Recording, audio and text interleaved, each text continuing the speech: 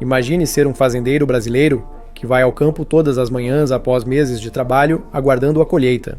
Então, um dia, surge diante de você uma paisagem totalmente diferente. O solo virou caos, revirado e cheio de crateras, como após um bombardeio. As áreas verdes viraram cicatrizes marrons. Em uma única noite, todo o seu trabalho e dinheiro viraram pó, mas a artilharia não teve nada a ver com isso. Esse é o trabalho dos javalis selvagens, animais engenhosos que sobrevivem em qualquer condição. E eles vão voltar de novo e de novo, não importa o que você faça. Suinocalipse.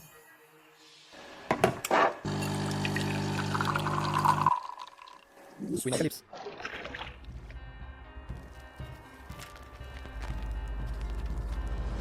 Javalis selvagens, ou Sus scrofa em latim. Hoje, eles são considerados um dos animais invasores mais perigosos do mundo. Eram ancestrais selvagens dos porcos domésticos, criados para carne e caça. Ao chegarem em novos territórios, os javalis se adaptavam rapidamente, se estabeleciam e não podiam mais ser detidos. Os javalis chegaram ao Brasil no final dos anos 1980 e início dos 1990, trazidos como animais exóticos para criação e caça. E depois, como de costume, alguns escaparam, outros foram soltos propositalmente. Com o tempo, misturaram-se aos porcos domésticos, herdaram fertilidade e formaram populações estáveis.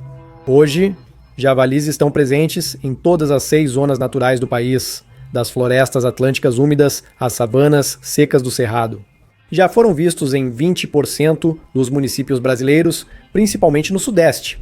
Pesquisas indicam que grande parte do país é um paraíso para javalis selvagens. A Mata Atlântica está quase toda aberta e mais da metade do Cerrado também. E isso significa que a situação vai piorar, pois os javalis continuam se espalhando e causando graves danos. Sim, basicamente é tudo. Seus focinhos longos permitem cavar e revirar a terra, destruindo camadas importantes do solo. O resultado é um campo forçado e estragado.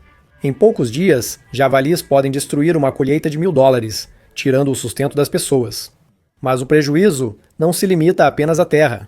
Os javalis arrancam água, comem sementes e pequenos invertebrados.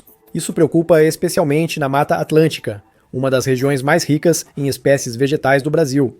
É uma enorme ecorregião com florestas tropicais, savanas, manguezais e campos que se estende ao longo da costa atlântica do sudeste do Brasil, do estado do Rio Grande do Norte, no norte, até o Rio Grande do Sul, no sul. Esse foi o primeiro ambiente encontrado pelos colonizadores portugueses há mais de 500 anos. Naquela época, a Mata Atlântica era a segunda maior floresta do planeta. Desde então, mais de 85% da área original foi desmatada. Várias espécies ficaram à beira da extinção, mas a biodiversidade ainda resiste. Aqui há mais de 20.000 espécies de plantas, sendo 6.000 exclusivas, além da maior densidade de árvores do mundo. Nesta região também há o maior número de espécies de animais e plantas ameaçadas de extinção.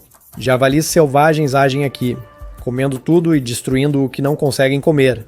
A araucária brasileira está ameaçada porque suas sementes e pinhas não resistem ao javali.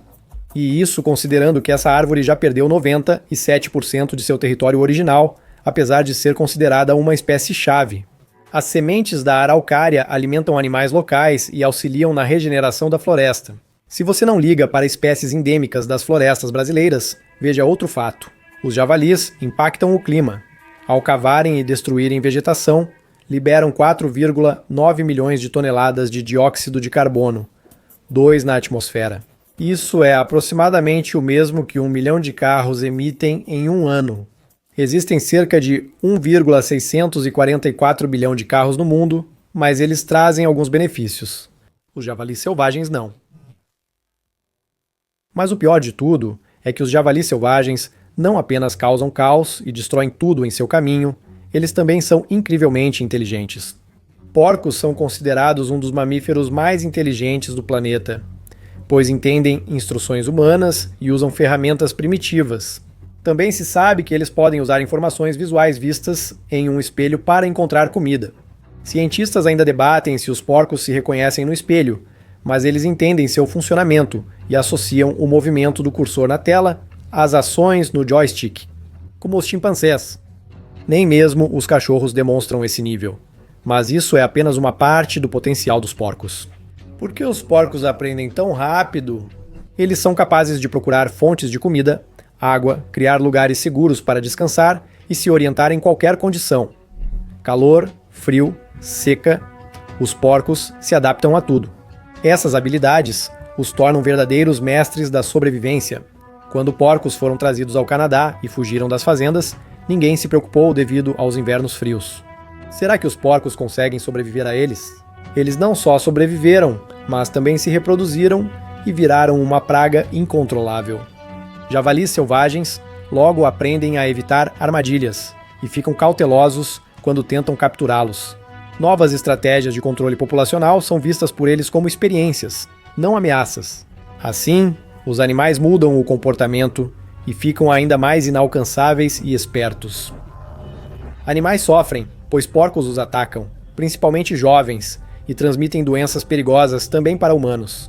Javalis selvagens costumam portar a peste suína americana, que pode infectar porcos domésticos. A doença tem alta mortalidade. Às vezes o animal morre uma semana após a infecção. E as vacinas ainda estão em fase experimental. No Brasil, javalis transmitem toxoplasmose, salmonelose, leptospirose, brucelose, tuberculose, trichinelose e hepatite E. Eles também estão ligados à febre maculosa brasileira e raiva. Javalis servem de fonte de sangue para carrapatos e morcegos hematófagos, facilitando a disseminação de infecções. Tudo isso não diz respeito apenas à agricultura. Os javalis também podem infectar animais selvagens, como os representantes da família queixada, que são próximos o suficiente dos javalis para contrair suas doenças. Além disso, os javalis podem transmitir doenças de herbívoros, como o vírus da febre aftosa, que afeta cervos e antas. Foram encontrados anticorpos contra a sinomose canina em javalis selvagens. E embora seu papel na transmissão da doença não esteja claro, a ameaça aos predadores persiste. Isso é apenas uma parte das doenças. Daria para fazer um vídeo só sobre elas. Tudo isso é uma realidade não só para o Brasil. Javalis selvagens já se espalharam muito além de sua área natural na Eurásia e norte da África, estando em todos os continentes, exceto a Antártida. Atualmente, estão em 54 países ameaçando espécies locais e a economia. Continuam se espalhando ainda mais. Na verdade, isso não é difícil, quando você sabe se adaptar a qualquer condição e se reproduz ativamente. Os javalis selvagens se reproduzem rápido, muito e com frequência. E além disso, eles tratam o ambiente ao redor como se fosse um refeitório. Tudo começou na América no século XVI. Foram trazidos pelos espanhóis primeiro ao Caribe e depois ao continente. Com o tempo, os animais ficaram selvagens. E o tocado de Max somente conto do ok. E no século XIX já estavam nos estados do sul dos Estados Unidos da América. Hoje, a população deles no país está entre 6 e 10 milhões. Em 2019, javalis selvagens foram encontrados em 35 estados. No Canadá, surgiram só nas décadas de 1980 e 1990. Como em outros países, alguns desses animais eram criados para carne e outros fugiram ou foram soltos. Desde então, sua distribuição cresceu rapidamente. Entre 2011 e 2017, expandiram o habitat em quase 90 mil km² por ano. Atualmente, eles são encontrados tanto nas pradarias quanto em áreas florestais, e até mesmo no norte, onde os invernos são rigorosos demais para outras espécies. Mas não para os porcos. Na Austrália, a situação é especial. Lá existem cerca de 24 milhões de porcos selvagens, o que é comparável à população do país. Vivem em pântanos, charnecas e savanas, destruindo pastagens e ecossistemas. As pessoas tentam resistir. Em todos os lugares, inclusive no Brasil.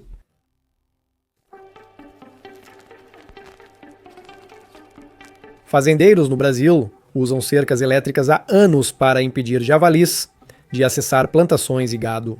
O funcionamento é simples. Fios metálicos são esticados entre postes e ligados a uma fonte de corrente elétrica fraca. O javali, ao buscar comida, encosta no fio, leva um choque seguro e muda de direção. Sem danos, cumpre normas ambientais e ainda gera economia. Cercas são simples de instalar e manter, e elas também ajudam contra as onças. Embora as onças, é claro, também se interessem por milho e cana-de-açúcar, o que realmente chama a atenção delas são os animais de criação, Dados indicam que as cercas elétricas evitaram a perda anual de até 1.000 bezerros em certas áreas. Parece que as terras dos fazendeiros deveriam estar totalmente protegidas, mas tem um porém: os porcos são muito inteligentes. São bem conhecidos os casos em que eles jogavam pedras e lama nas cercas, esperando até que a cerca cedesse para poderem pular por cima. Testemunhas dizem que os porcos pulam se necessário. Os dados mais relevantes vieram de Fernando Gutierrez, presidente de uma organização não governamental de conservação ambiental. Segundo ele, os javalis empurram pedras na cerca elétrica para testar se há corrente. Se as pedras tocam o fio e há um estalo, os javalis vão embora, mas se não houver estalo, eles entendem que o caminho está livre.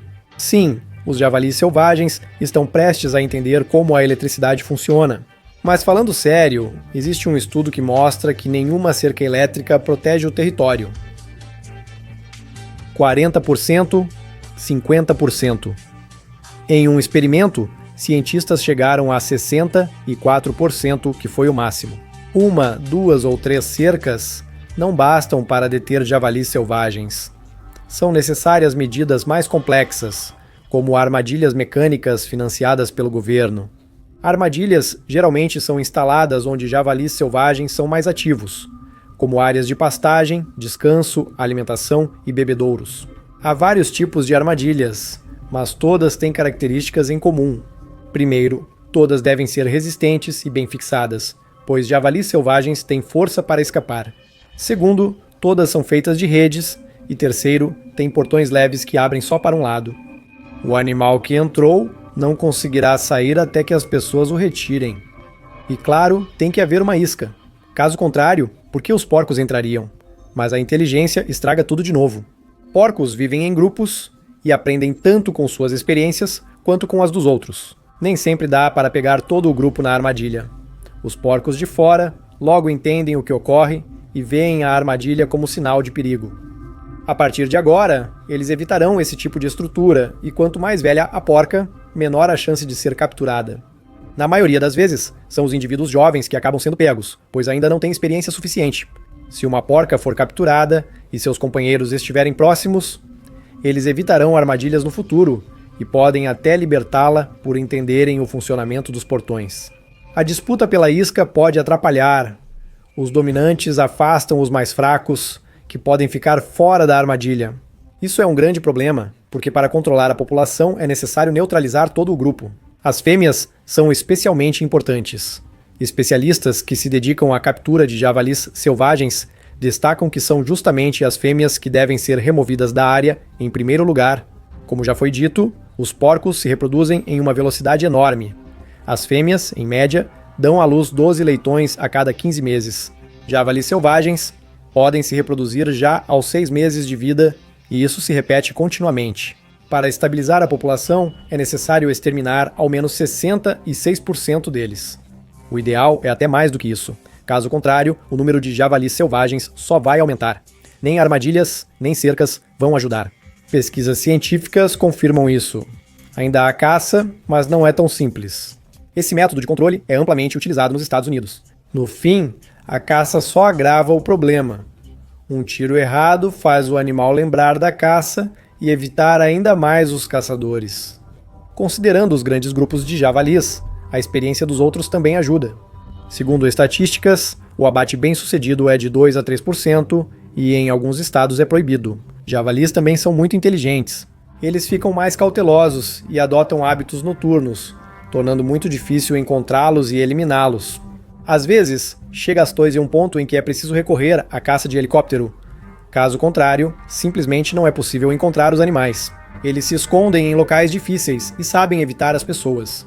A caça de helicóptero é tida como eficaz para controlar a população, mas nem todo mundo pode pagar para usar helicópteros contra os javalis selvagens. Principalmente porque já existem muitos javalis selvagens que se escondem nas florestas tropicais.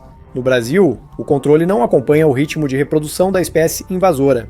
Segundo estimativas, até 2025 será necessário exterminar mais de 1 milhão de indivíduos. Isso é apenas para evitar que o número de javalis aumente ainda mais.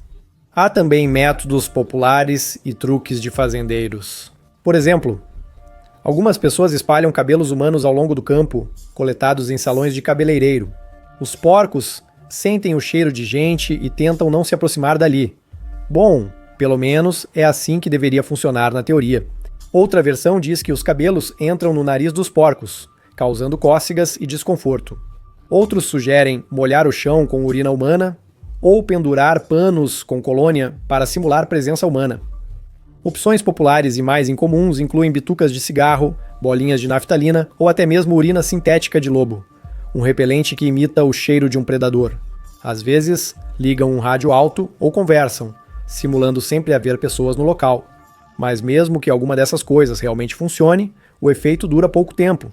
Depois de alguns dias, os animais se acostumam com os novos cheiros e sons, e o medo desaparece. E se chover, os cheiros simplesmente são lavados, então é preciso reaplicá-los. Espalhar cabelos, bitucas de cigarro, cuspir urina. Às vezes é totalmente inconveniente. Totalmente em vão, porque, sim, os porcos são inteligentes.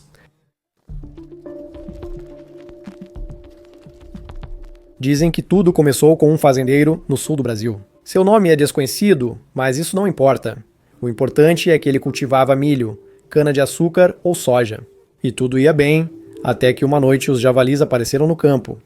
Pela manhã, o fazendeiro viu que as plantas estavam arrancadas com raiz, as espigas roídas e a terra revirada, como se o campo tivesse sido bombardeado por artilharia pesada.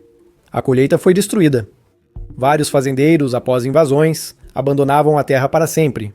Mas não este. Talvez. Ele se lembrou das histórias do avô sobre como os aborígenes, antigamente, protegiam as plantações dos animais selvagens cavando valas. Ou talvez ele só usou a imaginação e arriscou, na próxima temporada, uma vala de 1 a 1,5 metro de profundidade e 70 centímetros de largura surgiu ao redor do campo. O fazendeiro jogou a terra para dentro, criando uma inclinação. A ideia era simples. O javali não pularia, e se tentasse, cairia na vala. Só conseguiria sair pelo lado oposto do campo. A estratégia funcionou, tornando a vala uma barreira intransponível para os javalis. Os vídeos confirmam. Grupos inteiros de javalis esbarram na vala, caem nela ou se viram e vão embora, sem chegar ao milho. Diferente das cercas elétricas, que podem ser rompidas, ou das armadilhas, que exigem manutenção, a vala opera de modo silencioso e constante. O fazendeiro logo notou a diferença. Antes perdia quase tudo, agora salvou 90% da colheita. Para a dita agricultura, isso é quase um milagre, especialmente quando há javalis selvagens por perto. A notícia sobre o método incomum se espalhou rapidamente. Os vizinhos vinham ver, faziam perguntas, voltavam para casa e começavam a cavar valas iguais. Assim, o método, criado no desespero, virou uma nova prática rural. De Minas Gerais a São Paulo, valas surgiram em várias propriedades. Alguns fazendeiros usam telas para reforçar montes, sobretudo quando a água causa erosão nas encostas. Curiosamente, no Brasil, esse método se espalhou amplamente, apesar das restrições ambientais. A legislação brasileira exige registro ou licenciamento até mesmo para esse tipo de trabalho com terra. O problema dos javalis é tão grave que as autoridades precisaram flexibilizar as regras. Fazendeiros seguem usando valas como arma popular contra javalis. E funciona bem melhor que cabelo de salão. Relatórios públicos dizem que essa arma popular já salvou milhões de reais nas terras agrícolas. Ela virou não só uma barreira contra o javali, mas também um símbolo de que é possível dispensar tecnologias complexas e vencer. Infelizmente, fossos têm várias desvantagens sérias, como exigir muitos recursos financeiros e mão de obra para sua construção. Não é só pegar uma pá e fazer, é bem mais complexo. Em grandes propriedades, isso pode gerar custos altos, principalmente se exigir máquinas pesadas para a escavação. Além disso, o trabalho de construção de valas pode levar muito tempo. Tempo, dinheiro, sem falar na necessidade de planejar tudo cuidadosamente. Em segundo lugar, as valas costumam encher de água na estação das chuvas. Nesses locais, mosquitos se multiplicam e podem transmitir doenças como a febre, dengue. Como o Brasil já registra surtos periódicos dessa doença, as valas representam uma ameaça extra à saúde. O terceiro ponto está relacionado ao solo. Diferentes tipos de solo exigem métodos e equipamentos de escavação diferentes. Às vezes, é preciso usar equipamentos especiais ou reforços extras nas encostas para evitar erosão. Isso eleva a complexidade, o custo do trabalho e pode gerar questionamentos de ambientalistas devido à erosão. Eles não se preocupam tanto com o fato de que os animais que caírem no fosso podem sofrer, portanto, é necessário construir rampas especiais. Há riscos para pessoas, pois acidentes podem ocorrer na construção e manutenção dos fossos. Os trabalhos ocorrem em locais escorregadios ou com pouca visibilidade, exigindo atenção e cumprimento das normas de segurança. E por fim, os fossos acabam se enchendo de sujeira, vegetação e lixo com o tempo, e nesses lugares, os javalis selvagens podem encontrar caminhos para atravessar a barreira. A eficiência cai, a colheita é consumida e todo o trabalho é em vão. No geral, os fossos se tornaram uma salvação para muitos fazendeiros, e realmente cumprem bem o seu papel. Por pouco tempo e com ressalvas, parece que ainda assim não garantem a proteção necessária.